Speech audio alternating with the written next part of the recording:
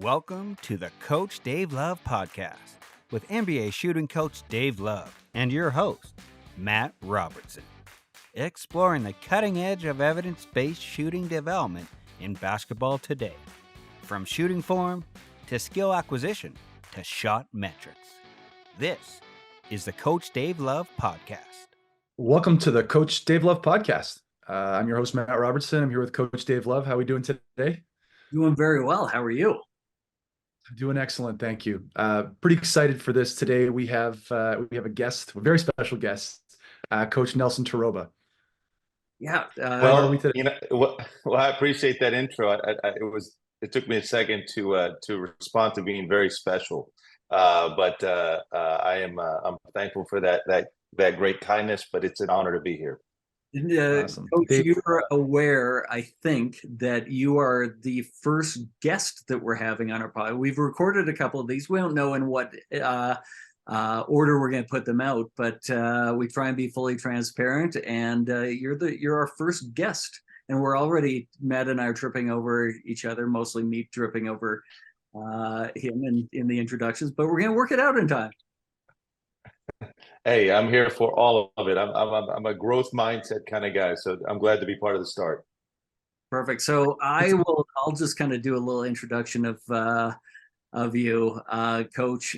We met years ago when you were an assistant coach for the Erie Bayhawks. We then connected a year and a half ago or a year ago now. When you took over as the inaugural head coach of the Calgary Surge within the CEBL, Calgary Elite Basketball League. And I was able to be your shooting consultant with that team, which was an amazing experience to be around you as a head coach for the first time. Can you give us a little bit more about your background and the notes that we should be aware of? Well, I think, what I'd want coaches, and, if this is for coaches, what I want them to know is that, I was a high school coach for 10 years, a classroom teacher for 10 years. I've coached all levels. I coached middle school when I came out of college. I was a part of the University of Texas as a graduate, as a special assistant, and as a student assistant before that. So under Coach Barnes. So had a good chance of being able to experience Division I basketball at the University of Texas. Then go from there to just coach in middle school and high school, freshman high school, varsity high school, was a varsity coach for a couple of years. And then was in high school, like I said, for 10 years. And then from there, kind of got a chance to get my feet into the pro game with Will Voigt at Bakersfield with the Bakersfield Jam. But I guess what I'd want, to kind of not to belabor the story, but what I'd want the high school coaches or the other coaches of all levels to know is, I never actually wanted to be a professional coach. I just wanted to be a high school coach.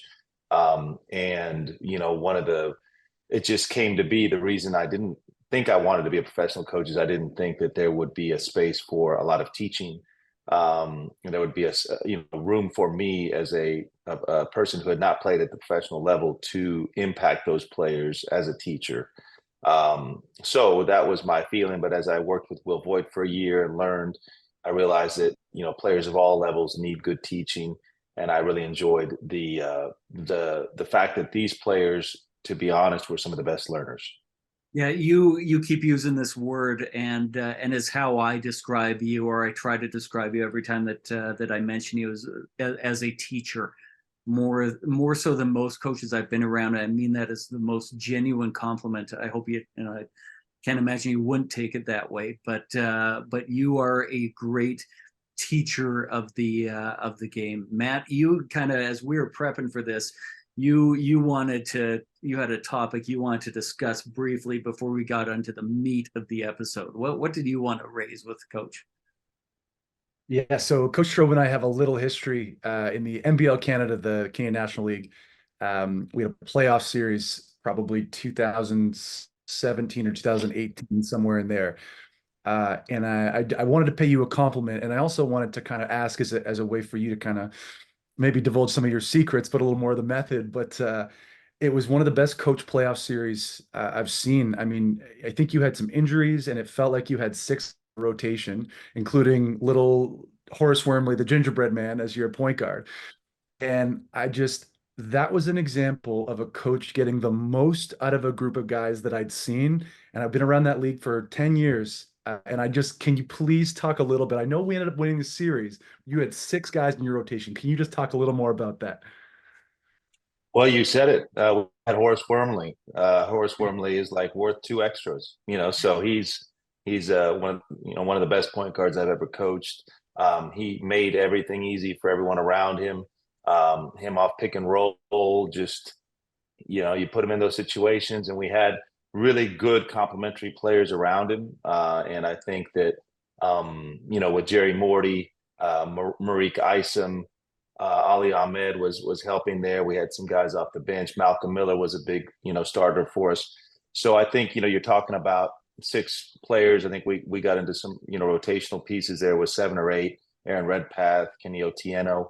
And I think that as we work through that series, well, at first I appreciate that compliment, but I think that sometimes sometimes it's a detriment to have too much firepower in a weird way.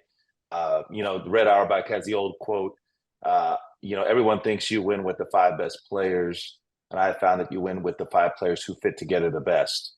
And so if there was a reason why we were able to maximize, it's because of roster construction and because Horace, just did so much to make everyone around him better. Very fair, very well said. I do want to emphasize that I think you put them in great positions to be able to succeed as a group. So appreciate you trying to slough off the congrats on the gang, but no, you're a big part of that. But thank you, Nelson, for that.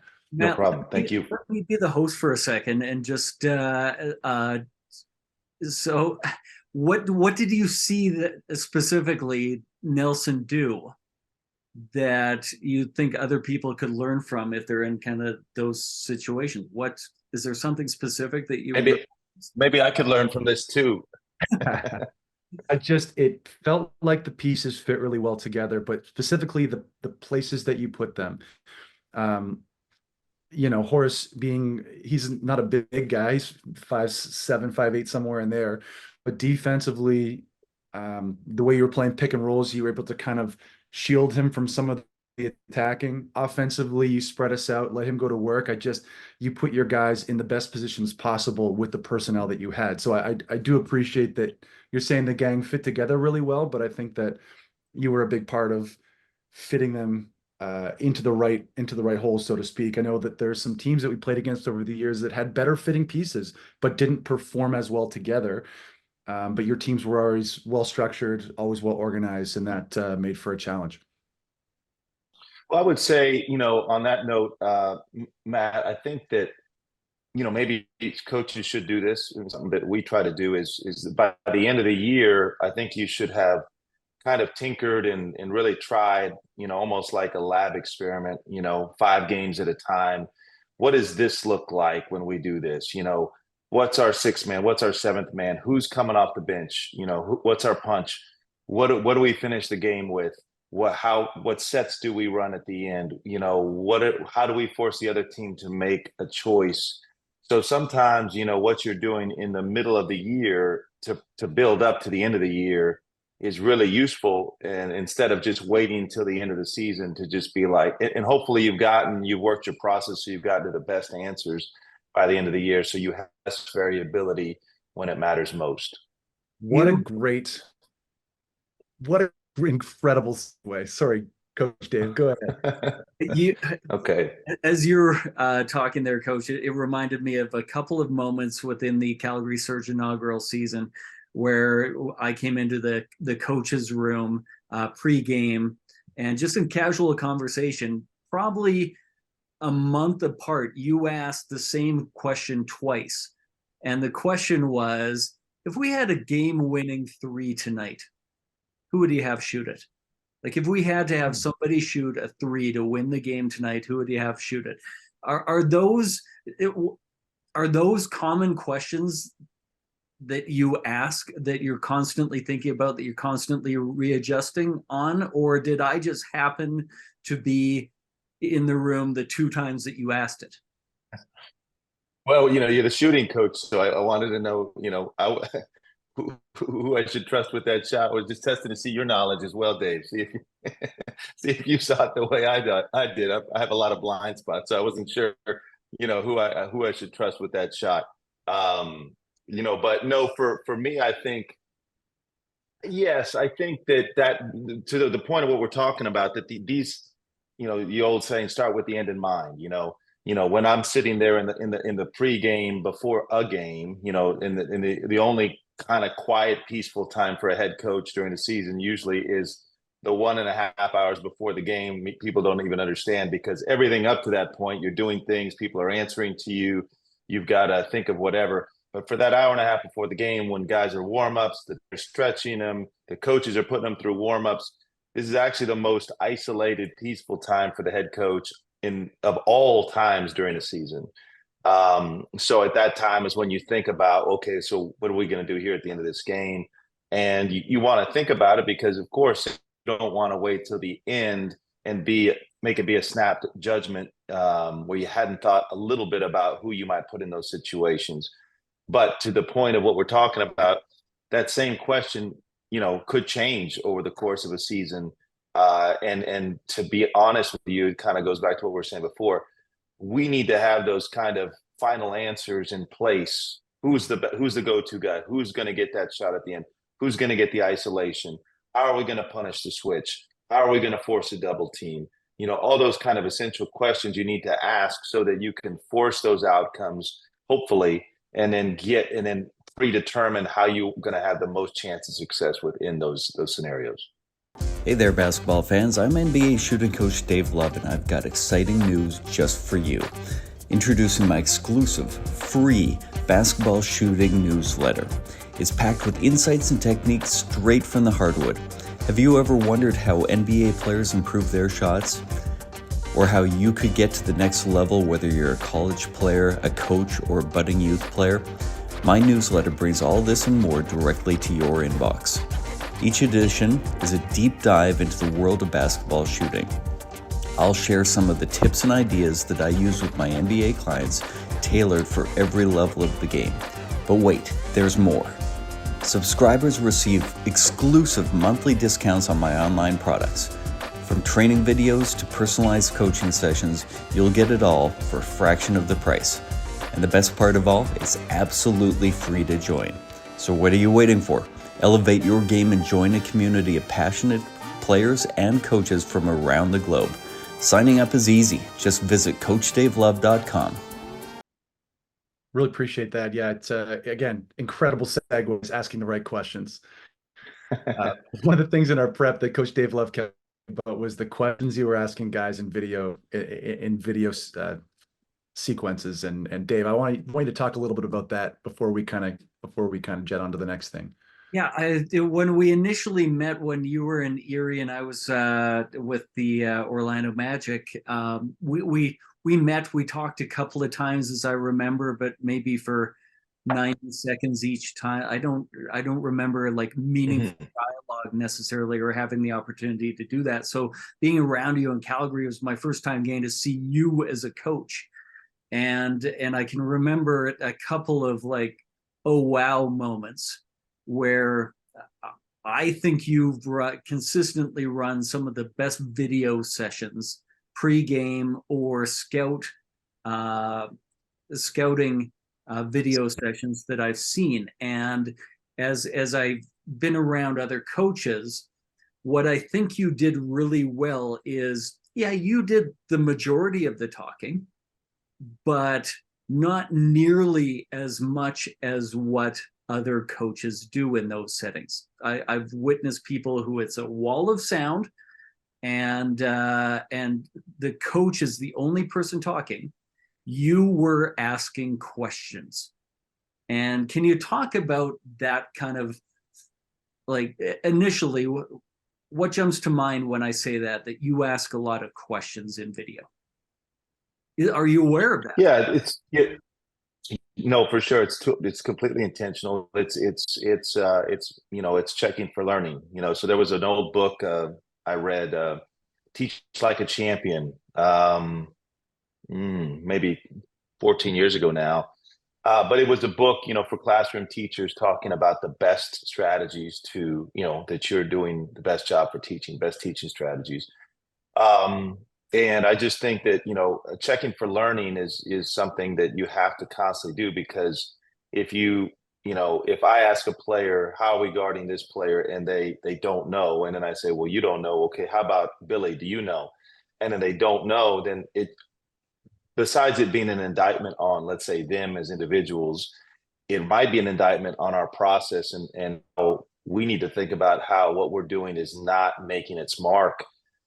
So for me, it's constantly, whether it's the questions I'm asking you about what, who we should run a 3-point shot for, whether it's the questions I'm asking the players, I'm just constantly trying to reduce blind spots where people don't, I'm not aware of a gap in our learning. If I don't ask the questions, then I might feel really good about what the sermon I just delivered, but I may not, it may not do any good. So at the end of the day, I just always have thought and felt I've been, a learner in these environments, an observer, and I just always felt like sometimes I was a guy who was really sharp and paying attention to everything. Um, and then I was like, but what are we doing on pick and roll? You know what I mean? Like, what are we doing against him? And everybody, we talked a lot, and there was a lot of prep, and we knew the guy was important. But that's one of the reasons why, for me, we, even in our scouting, we always have kind of at the bottom line, we have what we call the final answer for each guy. And I want the coaching staff, the scout person, me, and all of us to align on, not only do we want a description of the player, we want a final answer that says, because of this description, we are doing 1, 2, 3, 4, and 5. And it is black and white. And then beyond that, if it's somebody that's really tricky, we're saying plan A, plan B. We're going to start this way, then we'll go to plan B if this happens. And I just want it to be so clear. There's an old quote that I always remember that I read from an Army general. I forget who it was, Patton or MacArthur or someone, but it could be a Canadian general too for our Canadian audiences if we want to be more friendly to my Canadian brothers and sisters. But was, my job is not to give orders that can be understood. My job is to give orders that cannot be misunderstood. And so there's a different standard in teaching and delivering information when that's your rubric compared to just giving information that could potentially be picked up. As you were learning this, as you were early in your coaching career, did you plan out the kind of questions that you would ask in those situations, or like how long between asking a question, or was this a natural thing from your teaching background? I think it's teaching, because when you're teaching world history to 10th graders and they've got this, donut glazed look on their face, and you yourself, by the way, the teacher, are also not engaged and not really energized when you see a room full of empty faces. So, for me to get through, 6 sections of world history over the course of a day, I personally needed to be a little bit more engaged too.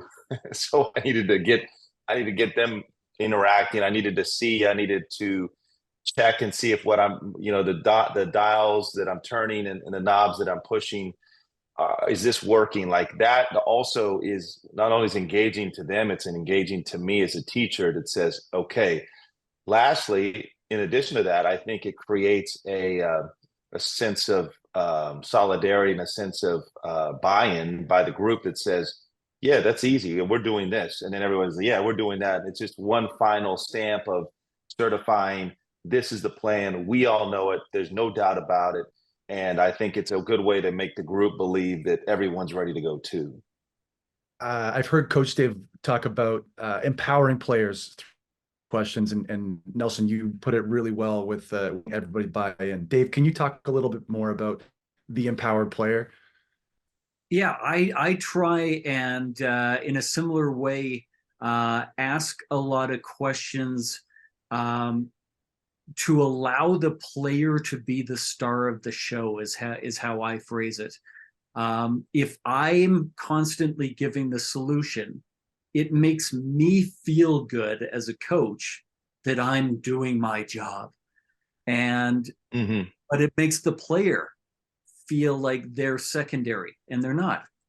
And so I try and ask a guided question so that I'm trying to get them to realize the answer they need to give. And now they're the star of the show and they feel good about themselves. And I'm mature enough to be able to feel good about myself because they feel good about themselves. Ultimately, they're the one that needs to have learned. Me teaching, as Coach kind of alluded to, me teaching doesn't matter. It's whether they learned that is the important thing. So that empowering them is kind of the force accountability to learning. Yeah, Matt, on that one, our players probably got tired of my quotes. But that's the old Coach Wooden. I haven't taught until they have learned. So in other words, I may have said a bunch of things, but until they've learned it, I haven't actually taught it.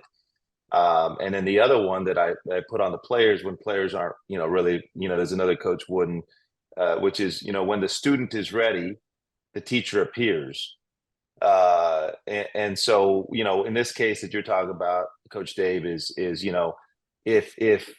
you're making the player the superstar, that's part of, engaging them and them be involved in their learning so that, they want the teacher to appear, because as long as the teacher is not engaging them and not a partner with them, they're like, sometimes I don't listen to this person.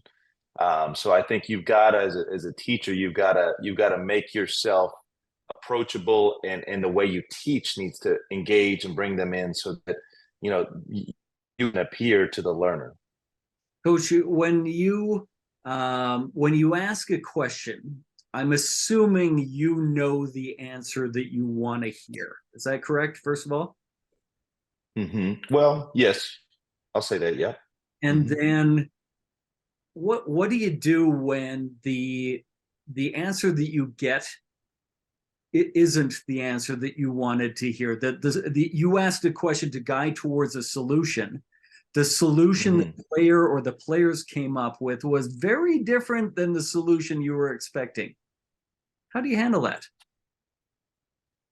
Well, I would just, sometimes it's not a bad thing, because either, again, I found a blind spot, and either their answer is way off, and I know that it's off for a specific reason. So then I can say, I can redirect them, with a follow-up question. And so again, this is another thing that might affect the way I am is, I'm a journalism major. So I went to school as a journalism major. So, open-ended questions, follow-up questions, being able to direct the person who's being interviewed into, a certain pathway is part of maybe those skills. But I think with the player specifically in this situation, I think, if it's way off and they got it wrong and there's no way around it, I think, you just find a different way to say it. So, well, I might ask him follow. He might say, well, we go under that. I said, what's his shooting percentage? Take a look at that sheet of paper in front of you right now. 45%. How many attempts? Oh, no, we're going over with him. I was like, okay, we're going over. So finding a way to redirect them and maybe point them to the evidence or the resource that they maybe should have used to get to the better answers. If I have something like, to remind them, subtly that next time, take a look at that scout. You'll have the answer this next time as an idea, And if he doesn't, if there's nothing there, then I might say, that's probably the way I would do it, to be honest with you. I'm a big evidence guy, so I want to point to evidence, and that's probably the journalism major as well. I'm not a fan of just narrative type stuff, and just we gotta want it more, or who wants it more, or who's in the fight with me. And all those things are true, but I'm just not a guy that really gets into that, because at the end of the day, it's like everybody wants it a lot. So let's just be more prepared. I know, If Matt. you, He wants to say, I'm going to jump in really quickly. That's the reason I hated volleyball. is that fake rawness that was low level that drove me nuts about volleyball. Matt, you had a question. No, I just wanted to say, if you saw us grinning like idiots halfway through your answer, it's because you have my exact background: journalism, education, hoops. Like, it's the full run. Dave also. Okay. Podcasting. Okay. Yeah. So. Wow. Well, we picked the right trio here to start this thing off then. So I do want to go ahead, Dave. Sorry. It's all right. I was going to jump in. We're going to work this out, Matt. We're going to have to figure out hand signals, and I think I think you could raise your hand in Zooms. I know you can do that. I think there's a little way. I'm not sure how to do it. Answers there, Coach. We now Matt, you go ahead, because I forgot what I was going to ask. Well, I kind of want to. I want to do all the tangents, but I do want to keep us focused here because there's three of us. So I'll start with Coach Terroba, and then we'll go to Coach Love. What are the situations in which you kind of find yourself asking the most questions? You talk a lot about in scouting and in video, but in practice, what are the situations in which you find yourself asking the most questions? Well, it just depends. I mean, I think it depends on, basically, you ask questions either to check for understanding or to redirect, bad execution, right? So in other words, they do something wrong, you stop and you say, I might say, instead of that was wrong, hey, show me how we're supposed to defend that. And instead of me telling them that's wrong, you need to do it this way, I might say, wait, let's do that again. Show me how we're supposed to defend that dribble handoff. And by stopping and making them think and then putting them into the moment, the pop is the real stress test of the actual moment. Instead of, the stress test is not listening to me recount a scheme. The stress test is, wait, you're talking to me and you're asking me to show you, and everybody's watching. I need to probably get this right. So or it's important that I get it right. So I think that more about, not just using questions, but putting it on them to say, and by the way, the only way you can do this, what I'm talking about, I wouldn't say, show me how we're supposed to guard this if we've never covered how we're supposed to guard it, right? So part of the reason, we are hopefully within our staff and within what we do is very specific and very measured and very progression based with what we do, is really, to be able to hold them to account, because I can't hold you to account to something that I've never shown you. And we try to show them different ways. We try to on the court, verbally, visually, with video, with words on slides. We try all the different modalities of how they're going to learn. And so that I can stop a practice, be in the huddle in the game that matters, be talking to a guy on the sidelines, and I can feel like it is more than fair for me to ask you to show me how it is we agreed we were supposed to do this, so that, I don't want to put anybody on blast, but when we've done all those things, I feel like not only is it fair for me to ask the player that, it's also my duty, because if they don't get it by then, we need to fix that, because it's going to affect the way, our ability to have success. Hey basketball fans, Coach Dave Love here with an exclusive offer just for you, my personalized video shot analysis. Imagine having an NBA shooting coach analyze your shooting form, just like I do for the pros. That's exactly what you'll get with my video shot analysis. Here's how it works. You send me a video of your shot and I'll break it down frame by frame. I'll pinpoint your strengths and identify the areas of improvement and give you tailored advice to take your shot to the next level. You'll receive a comprehensive analysis designed just for you. Whether you're a beginner or an aspiring pro, my feedback will help you shoot with confidence and precision. It isn't just feedback, it's a game changer. With my video shot analysis, you're not just practicing, you're evolving, and every single shot counts. Ready to transform your game? Visit CoachDaveLove.com/store to learn more and get started. That's CoachDaveLove.com/store and look for video shot analysis. One of my favorite moments, and you did this a couple of times, you did this really, really well.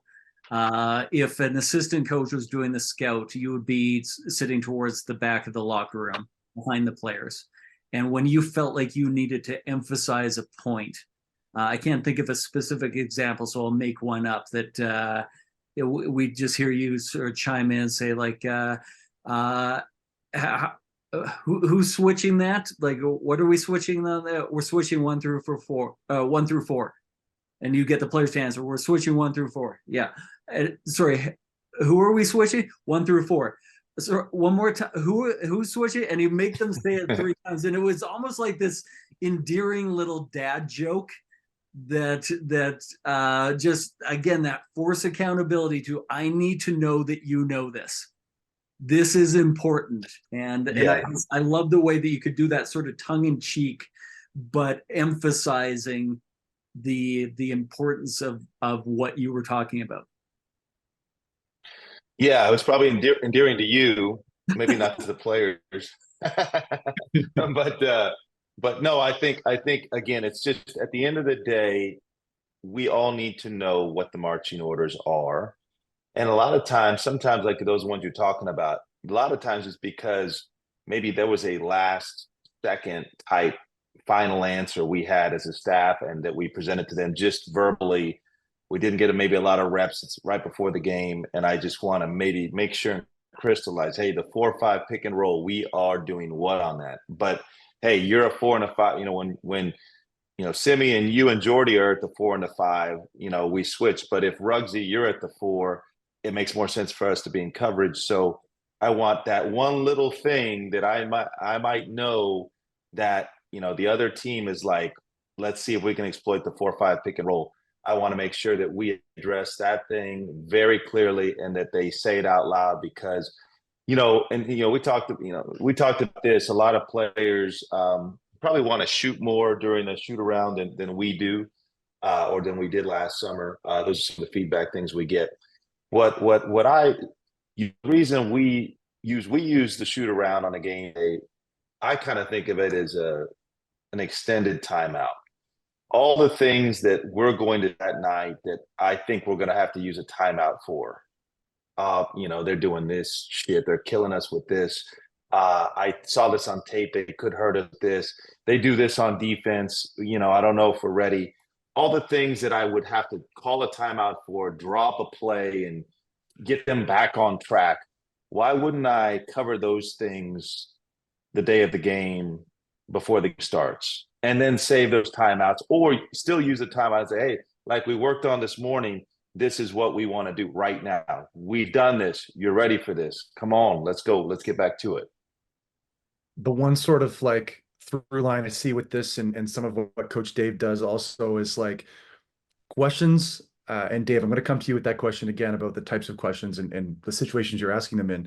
But a method of teaching, but also a method of accountability. Like everything you're talking about is holding players accountable, whether it's in a film session or whether it's in a shoot around. And so, Coach Dave, to you, like holding players accountable, teaching, give me the situations and the types of questions you're asking. Well, for me, on a micro scale, with like just the skill of shooting a basketball is basically the same process that Coach is talking about. That I want them to be aware of a habit in a situation. And I find with shooting drills or shooting work, we tend to focus too much on the situation and we lose the habit. And so I'm just constantly at the beginning of a workout asking, okay, what do you think we need to work on today? What habit are we working on today? At the beginning of each drill. And what do you think the purpose of this drill is? Like, what are we really trying to focus on? Like just getting them to constantly remind themselves, oh, I'm working on getting my feet wider. I'm working on getting my guide hand off the ball. Like, so that it's not me preaching the habit. It's me getting them to preach the habit to themselves and empowering them to do it. I love and just again mirroring Coach Terroba in a lot of ways. One of the things that Coach Terroba talked about in our little 2-minute show prep meeting was about coaching at the different levels and the types of questions and the type of responsiveness from each of those levels. And you both have a variety of experience from a variety of levels. And so for the next like 5 or 10 minutes, if we could talk about this, that's something I'm really interested in.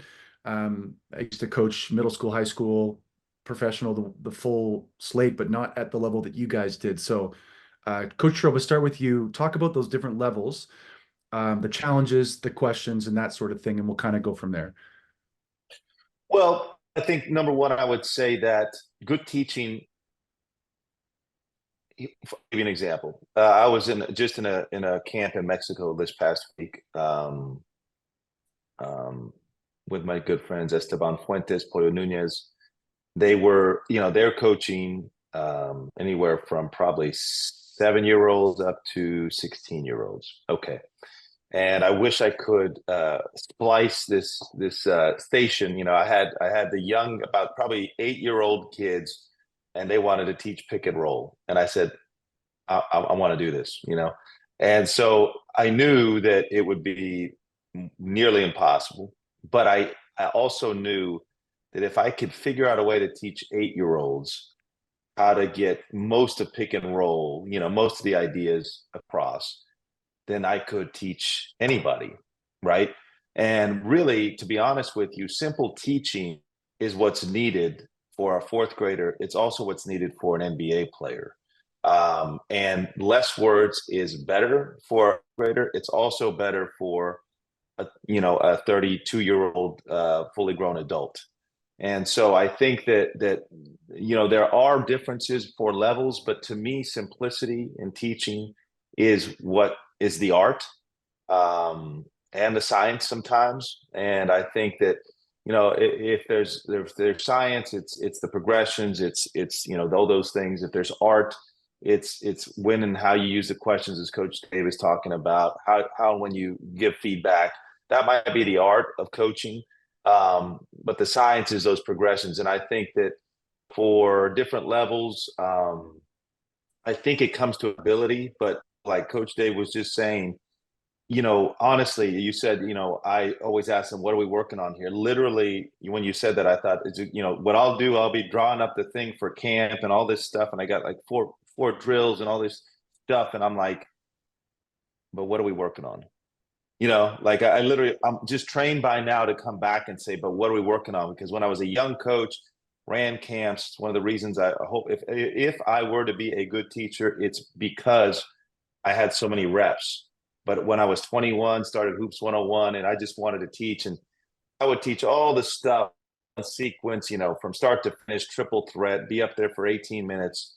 And guys would go to the baskets, they didn't know what lines they were in. Mad because I thought it was, you guys aren't paying attention. I just didn't know how to divide out and kind of scaffold and chunk information. So if there was one thing for me to wrap up my long monologue here about this teaching, is just that, what I've learned over the years, that the same things work for youth as work for NBA players. And that is clear, concise, simple teaching. Number 2, explaining the whys behind the whats, like Dave's talking about. Why are we doing this? Not just what are we doing? And thirdly, being able to check for understanding and give that feedback either through questioning or through video to help them understand the difference between right and wrong. Hey there, basketball fans. Coach Dave Love here with an exciting opportunity to revolutionize your shooting game. Introducing my exclusive shot development systems, Pure Release, Consistency and Balance, and Fluidity and Arc. Each system is designed to target key aspects of your shooting technique, transforming you into a more effective player on the court. Pure Release focuses on perfecting your shot release. Consistency and Balance enhances your stability and accuracy, and Fluidity and Arc works on your ball path and trajectory of your shot. Find out the drills and progressions that I use with my NBA players to improve these important habits. Can't decide which one to choose? No worries, grab the bundle and get all 3 systems at a fantastic value. It's a complete package to elevate every part of your shooting game. And there's a special deal for all my podcast listeners.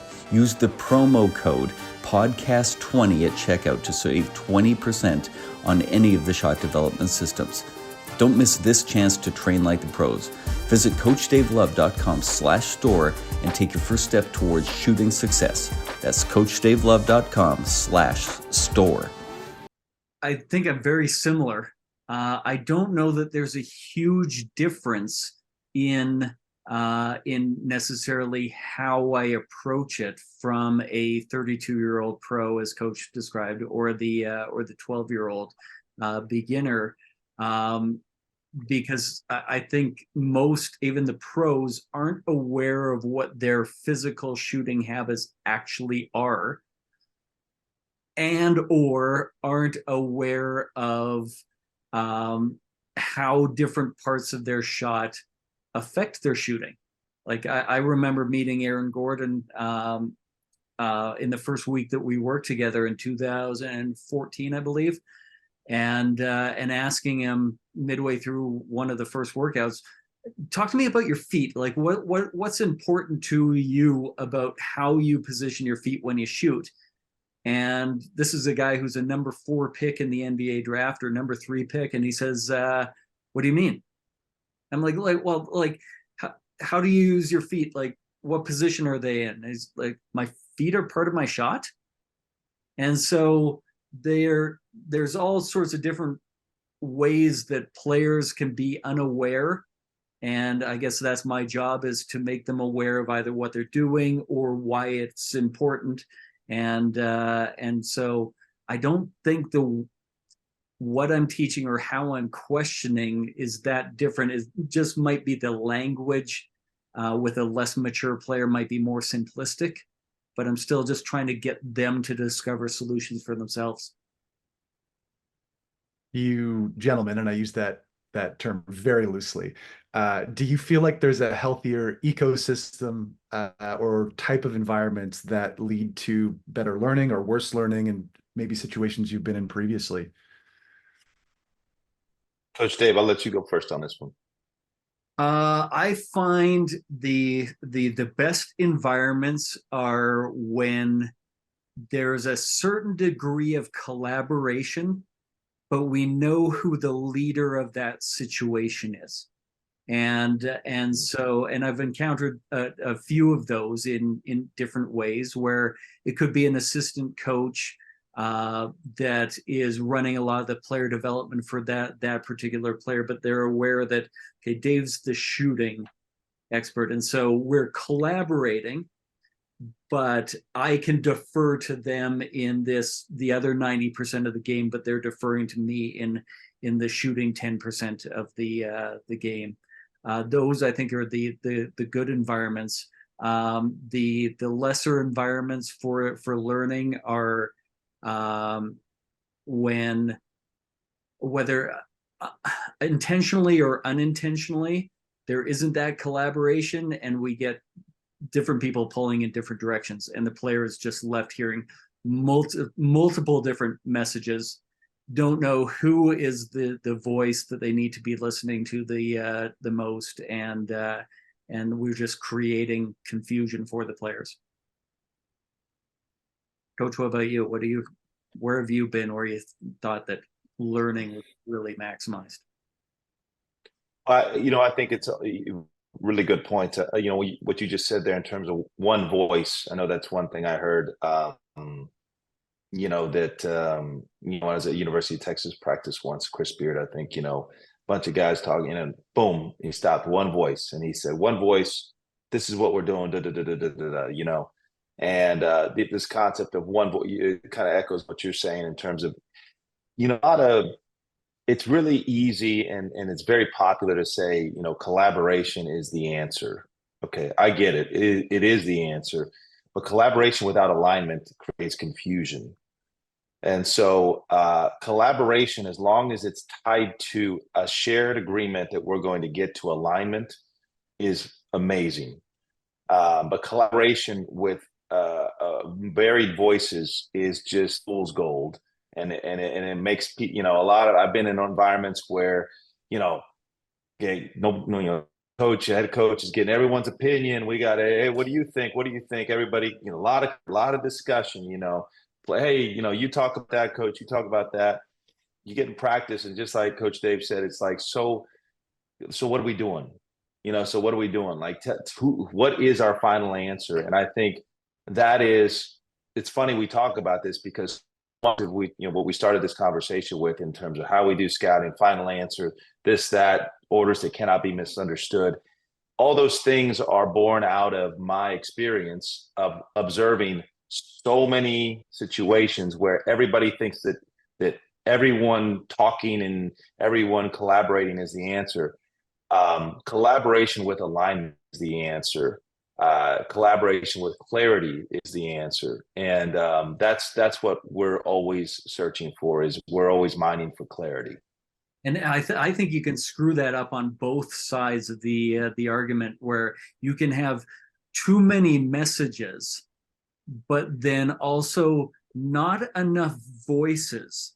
And what I mean by that, I want multiple voices sending the same message.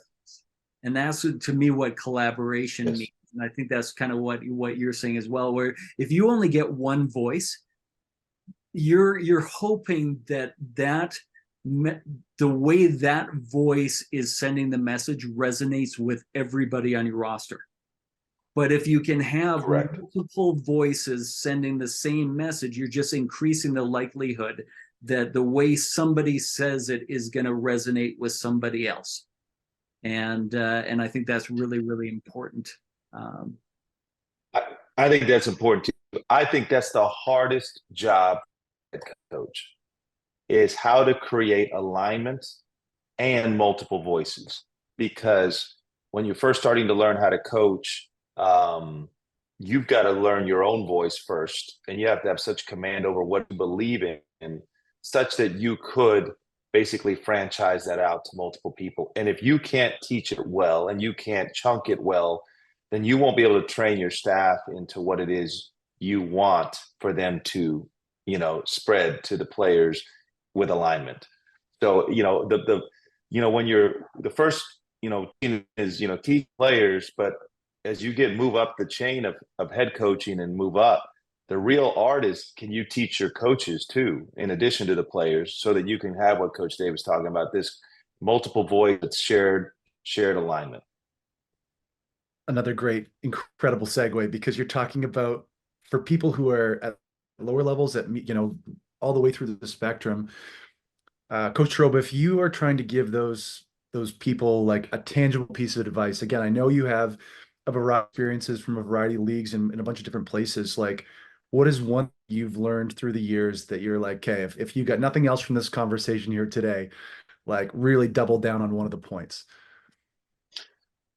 I would just say that, number one, the idea of mining for clarity, so I think that and the people hopefully on our staff know that, our players know that, like, I'm calling, texting, going through different things. It's why I'm asking Dave before the game, who should shoot the three. That's why I'm asking 5 different people that same question. I'm trying to work through all the possibilities. But when I deliver a message to the team, it's clear. It's very not black and white. And if there's not a black and whiteness to it, gray is also black and white. Well, this is what we're starting with, plan A. Plan B will be this, and this is when we'll go to plan B. And even though it's not all black and white, the starting point's black and white, the trigger point is black and white, and anything after that point we can adjust as well. But I think that clarity is everything, because it allows your staff to know where to plant their feet. It knows your players to know where to plant their feet. And it allows everyone to know how to evaluate what's going on. And is it working? Is it not? And it allows you to make quick adjustments, because you can tell that, what we thought was happening isn't, or it is, and more efficient with how you make decisions as well. So for me, mining for clarity is at the top of the list. Coach Dave? The thing I would want the listener to learn or take out of this would be, if you're not in the habit of asking questions, then just before you start to speak, think, what do I want to say? Like, what message do I want the players to receive here? And then how could I phrase a question that will get the player to answer that? Get them to give the thing that I want to say. And then when they give something different, you have to have your plan of action of am I going to redirect because they were, or rephrase the question and circle back because I know they are off the mark? Or is there some validity of maybe their solution, their idea is potentially correct as well, and I need to kind of be open-minded and have an idea of how you want to handle those two different situations. So that was a big thing for me. I spoke way too much. I talked way too much, and it was a very deliberate thing for me to say, how am I going to use more questions in my coaching rather than giving solutions all the time? Fantastic. Gentlemen, I don't want to I don't want to wrap this up, but we're kind of getting to that stage in the time, and I know people have kind of evening things going on. So thank you very much for the time. I learned a lot from you, Coach Terroba, Coach Dave. Really appreciate it. I want to know, Coach Terroba, where can people find you, whether it's online, in person? Give us a quick little rundown what you got on. For me, you probably find me at Major Tom in Calgary. A good restaurant there. Great spot. Hopefully we get some, maybe I get an appetizer for that shout out. In terms of me, I'm, at Coach Terroba on Instagram, Twitter, same thing. I think, if people want to reach me, happy to help. I'm always a big fan of helping coaches who want to improve. I'm the same way. I'm a high school coach who's coaching professionals is what I am. And to me, the most noble, on earth is the high school basketball coach or a high school coach of any sort, because there's just, I guess I'll leave with this, which is, with coaching, I tell high school coaches this. High school coaches should learn from pro coaches how to be tighter with their language, more efficient with practices, full, cut the extra fluff, as Chris Oliver would say, and get right to the heart of them, because we only got an hour and a half or 2 hours, and you can't practice pros for much longer. So being efficient with your language, with your progressions, with your purpose. But what I think a pro coach could learn from high school coaches is, you have to make the roster that you have work. You can't keep asking the front office to replace your players. You can't keep blaming the players or the coach who didn't recruit good enough for you, that we don't have good enough players. You've got to find a solution that fits those players. So going to the start of what you said, Matt, at the beginning, it's a great compliment that you would say that about our team at St. John in terms of, finding a good role for each of those players. But that's the role of the high school coach, taking what you have and making the most of it, and not lamenting the fact that you don't have what you wish you had. So for me, that's what I think, good coaching is about, is marrying those two extremes of efficiency and click and all the stuff of the pro coach, but also the commitment of the high school coach that says, I have to find a way to put these players in the right position to succeed. Amazing stuff. I want to reiterate to the audience that if something that you found super valuable here today, please feel free to reach out, whether it's to Coach Terroba, Coach Dave. You learned something, you had a situation that happened, you were like, oh man, I learned that from this podcast. And we want to hear the great stories. We want to hear the questions. We want to hear everything that you have. Coach Dave, where can people find you for those questions and those comments? Coach Dave Love on Twitter and Instagram, or go to coachdavelove.com and subscribe to my free newsletter. Coach Terroba, I just want to say you are a great coach, a great teacher, a great friend, and a great person. And thank you for coming on and sharing your time and expertise with us. It's an honor. I appreciate both of you guys even asking me. Thank you. Thanks for tuning into the Coach Dave Love podcast. Please subscribe if you found this valuable, and we're looking forward to seeing you next time. Thank you for joining us on today's episode of the Coach Dave Love podcast. To stay up to date with our future episodes, please remember to hit the subscribe button on your favorite podcast platform. Don't forget to sign up for Coach Love's free shooting newsletter on CoachDaveLove.com, and be sure to follow him on social media. You can find him at Coach Dave Love.